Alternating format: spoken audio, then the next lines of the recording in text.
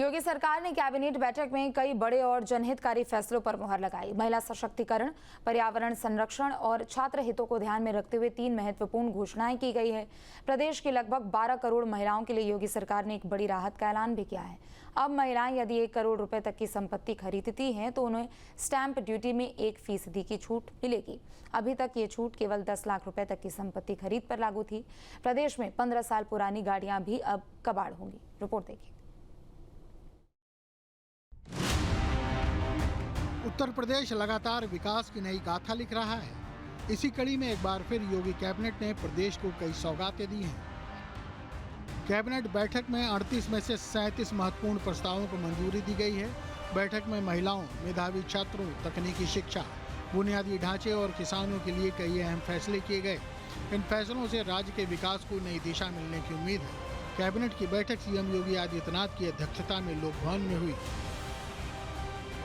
बैठक के बाद श्रम मंत्री अनिल राजभर, औद्योगिक विकास मंत्री नंद गोपाल नंदी, दुग्ध विकास मंत्री धर्मपाल सिंह और प्रौद्योगिकी शिक्षा मंत्री आशीष पटेल ने फैसलों के बारे में विस्तार से बताया।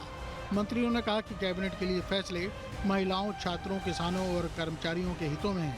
साथ ही तकनीकी शिक्षा और बुनियादी ढांचे के विकास पर जोर देकर सरकार ने राज्य के समग्र विकास की दिशा में महत्वपूर्ण कदम उठाए हैं।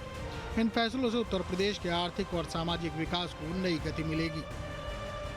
देखिए, कुल 38 प्रस्ताव थे, उनमें से 37 प्रस्ताव पर कैबिनेट ने मोहर लगाने का काम किया है। 11 तारीख से हमारा विधानमंडल का सत्र शुरू होने वाला है। तमाम लोक महत्व के, जनहित के अन्य महत्वपूर्ण निर्णय आज लेने का काम किया गया। चित्रकूट लिंक एक्सप्रेसवे को विकसित किए जाने के संबंध में प्रस्ताव पास किया गया है।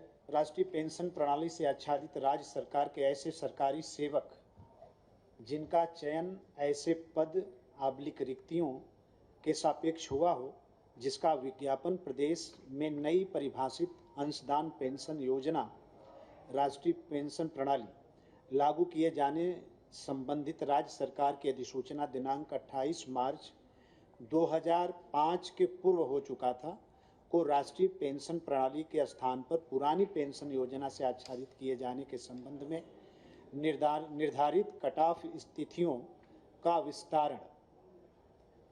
बहुत से लोग आच्छादित हो गए थे, कुछ लोग छूट गए थे, तो सरकार उनको एक मौका और दे रही है, एक अवसर और दे रही है।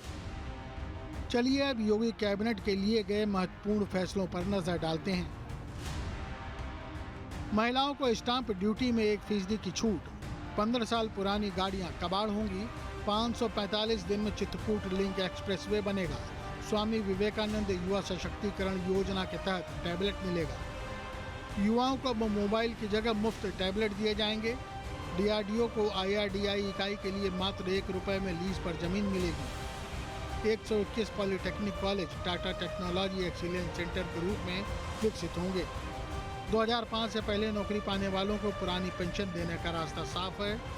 नोएडा की पराग डेयरी की जमीन सरकार बेचेगी, 1 लाख किसानों को ट्रेनिंग मिलेगी। योगी कैबिनेट की बैठक में लिए गए महिलाओं को स्टाम्प ड्यूटी में राहत, मेधावी छात्रों को टैबलेट, तकनीकी शिक्षा को बढ़ावा, चित्रकूट झांसी लिंक एक्सप्रेसवे और किसानों के विकास जैसे बड़े फैसले प्रदेश के विकास में मील का पत्थर साबित होंगे। महिला सशक्तिकरण को बढ़ावा मिलेगा, किसान समृद्ध होगा और प्रदेश के समग्र विकास को नई गति मिलेगी। उत्तर प्रदेश के मुख्यमंत्री योगी आदित्यनाथ की अध्यक्षता में आज उत्तर प्रदेश की योगी सरकार की कैबिनेट बैठक हुई। इस कैबिनेट बैठक में करीब 38 प्रस्ताव रखे गए, 37 प्रस्तावों पर इसमें मुहर लगी। साफ तौर पर बड़े ऐलान भी किए गए हैं, जिसमें आने वाले दिनों में चित्रकूट लिंक एक्सप्रेसवे का भी प्रस्ताव पर मुहर लगी है।